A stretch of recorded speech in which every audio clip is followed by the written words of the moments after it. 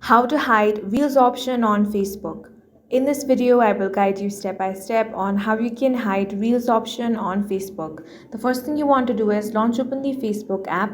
Make sure to log into your account. Now tap on the three lines at the top right corner of your screen. From here, you want to tap on the gear icon to open up your settings.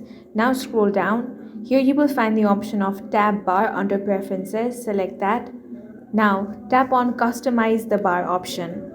Here, find the option of Reels, tap on that. If that is set to auto, you want to select the hide option.